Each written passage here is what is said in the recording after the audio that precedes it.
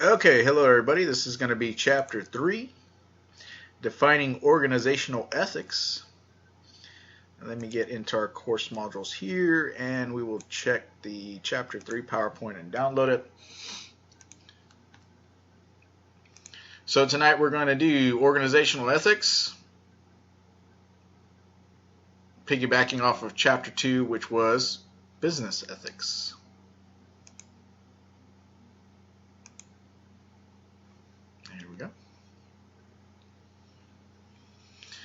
Alright, so let's get started. Organizational Ethics, Chapter 3. Our learning outcomes: define organizational ethics. Explain the respective ethical challenges facing the functional departments of an organization. Discuss the position that a human resource HR department should be at the center of any corporate code of ethics. Explain the potential ethical challenges presented by generally accepted accounting principles, or GAAP, GAAP, and then determine potential conflicts of interest with any organizational function. So, the definition of organizational ethics. Business ethics is separate from the general subject of ethics because stakeholders have a vested interest in the ethical performance of an organization. And in a work environment, one may be in a situation where one's personal value system may clash with the ethical standards of the organization's operating culture. So this is why we have to have a different definition for organizational ethics. Our organizational culture is the values, beliefs, and norms that all the employees of an organization share. When referring to organizational ethics or business ethics, it's always best to remember or important to remember that ethics starts at the top and then it works its way down.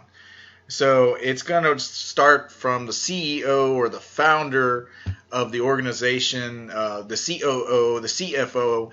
All these people are going to set the standard for our ethics as an organization. Okay, and then they're going to provide training so that the employees share or know those values and beliefs and norms of the organization. Value chain is the key functional inputs that an organization provides in the transformation of raw materials into a delivered product or service. So figure 3.1, representative company value chain. What we have here is we have primary activities and costs. Sorry, I'm pointing at the screen. Primary activities and costs.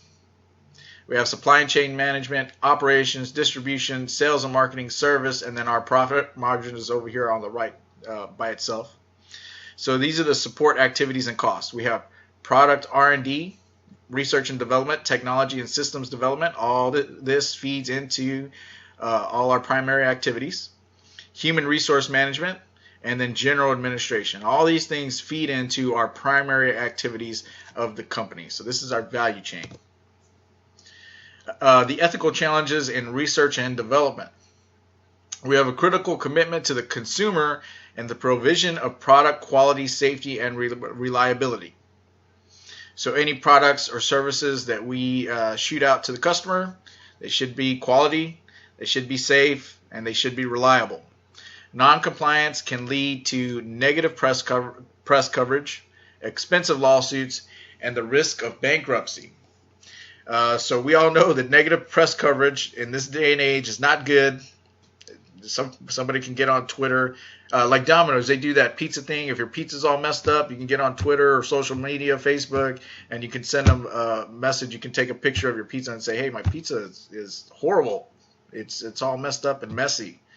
And so they'll get negative press coverage out of that, and they will fix it. Domino's is actually pretty good at that. I get pizza every Friday. Not from Domino's, but when I do, they're usually on top of things if something is wrong. And then we have expensive lawsuits and the risk of bankruptcy. The risk of bankruptcy, it is real, but it's kind of at the end of the spectrum. If your quality, safety, and reliability, if they just keep going and going and going, eventually your company could lose enough money that it'll become bankrupt. Ethical dilemmas can arise when delivery of a design does not match the manufacturing costs. So, should best materials be used or second best to save money? I would say it depends on the product and depends on your business. But to be safe and to be ethical, you're probably going to want to use the best materials. And then, should a full battery of tests be run or just computer simulations? Again, I would say it depends on the company. You're not going to buy the best quality merchandise from China. If you buy a flashlight from China or something like that, I always see cool things on, I forget the site. I think it's Wish. I can't remember the site. But it's products that are manufactured in China, and they're not usually the best quality. So should a full battery of tests be run or just computer simulations? I would say a full battery of tests, but of course computer simulations are going to be more cost effective. So these are questions that we have to ask ourselves. Ethical challenges in manufacturing. Ethical challenges inherent in arriving at a compromise. So our supply problem. While building a product based on design specifications, should the delivery be delayed or an alternative and less reliable supplier be used? Something to think about. I would probably go with delaying the delivery, but of course this could also cost you a lot of money. So if there's an alternative, maybe you can go with the alternative. Will there be assurance of quality from the alternative supplier? This is a question we're going to have to ask ourselves about our supplier. Basically, are they going to provide us with the same quality as our previous supplier? Ethics in marketing. So marketers provide products or services to customers who have already expressed a need for and a desire to purchase those products.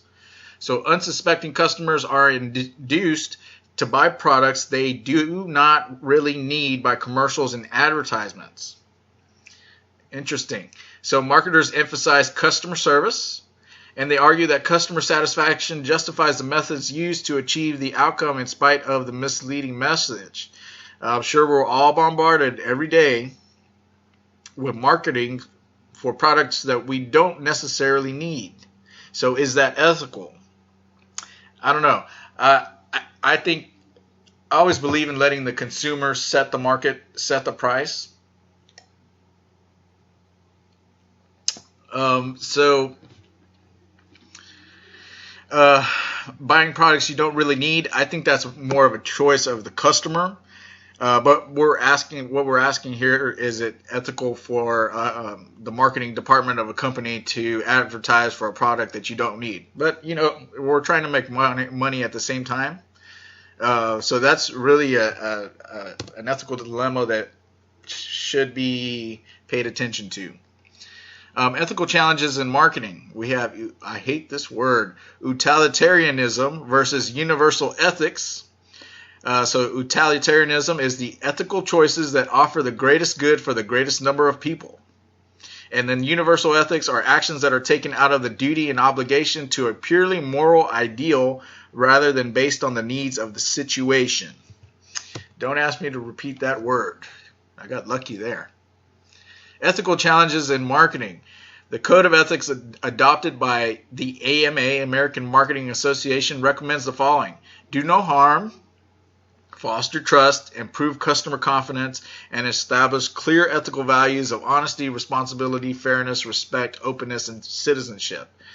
So do you need the product? I mean, you're not doing no harm if, I don't know if I have any products laying around here.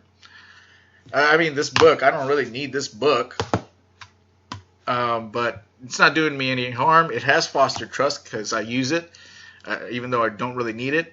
It has improved my customer confidence, and it establishes clear ethical values of honesty, responsibility, fairness, respect, openness, and citizenship. So these are things that we're looking for in marketing. If your product does no harm, if it fosters trust, if it improves customer confidence, and establishes those ethical values, then you're good. Ethical challenges in HR. Human resource functions should be directly involved in the relationship between the company and the employee. So here are the responsibilities of the HR or Human Resource Department.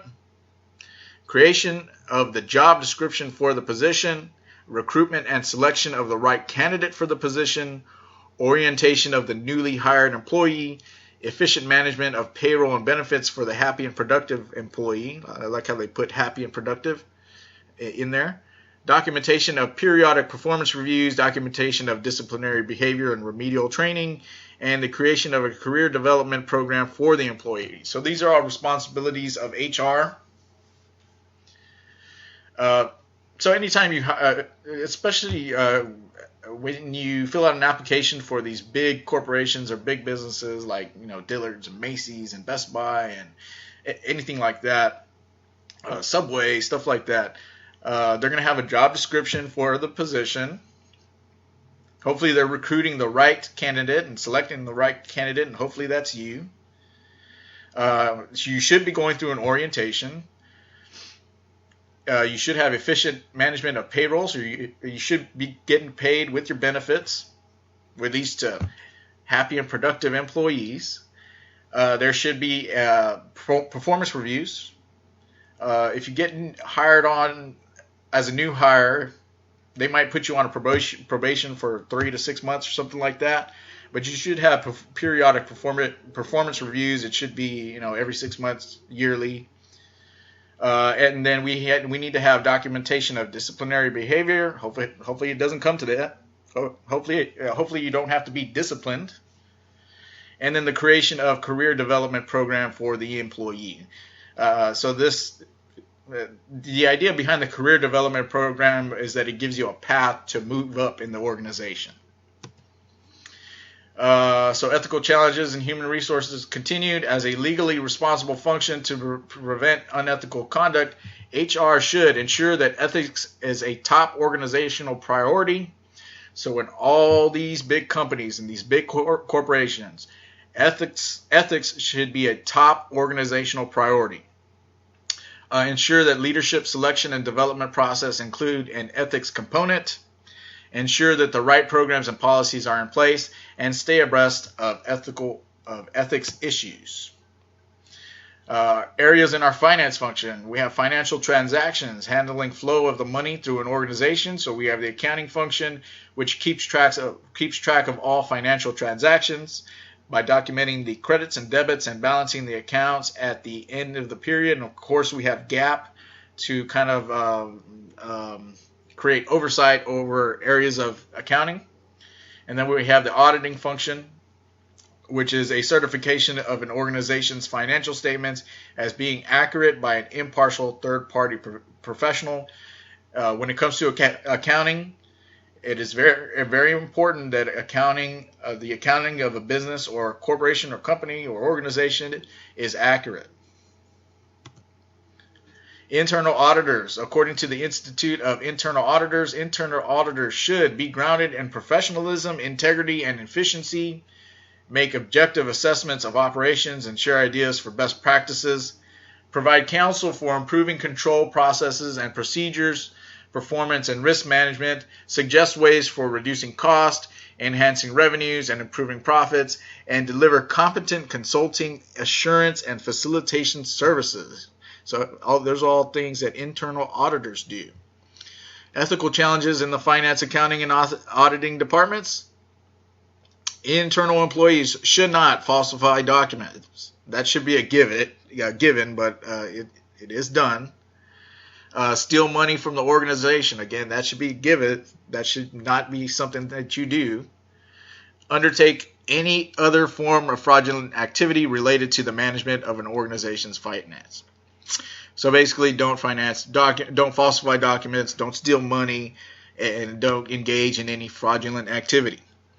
Potential for ethical challenges and dilemmas increases dramatically when the third-party professionals who are contracted to work for the company are involved. So keep that in mind.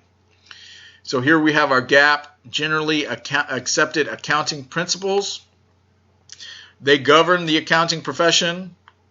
It's not a set of laws and established legal precedents, but a set of standard operating procedures within the profession. So GAAP is standard operating procedures for accounting department or accountants in the business. creative bookkeeping techniques, legal to defer receipts from one quarter to the next to manage tax liability. Accountants face ethical challenges when requests are made for falsifying accounts, underreporting income, overvaluing assets, taking questionable deductions. This has happened where people will, let's say the CEO of a company will underreport the income and overvalue the assets. This gets stakeholders to buy into the company and invest into the company, shareholders and stockholders. At the same time, we're overvaluing our assets, so it attracts creditors and attracts more money. This is bad. It's not good. It's illegal. It's fraud is what it is. Other ethical challenges faced by accountants. We have unrealistic delivery deadlines. Imagine that. Reduced fees and fees that are contingent on providing numbers that are satisfactory to the client. So these are ethical challenges faced by accountants. That's going to be a tough situation to be in. But you should always do the right thing and report the right numbers. Don't falsify any numbers. Pressure is added due to competitive tension among accounting firms, and then the Code of Conduct issued by the American Institute of Certified Public Accountants, AICPA, provides ethical guidance and leadership if you should ever need help. Conflicts of interest are situations where one relationship or obligation places one in direct conflict with an existing relationship or obligation.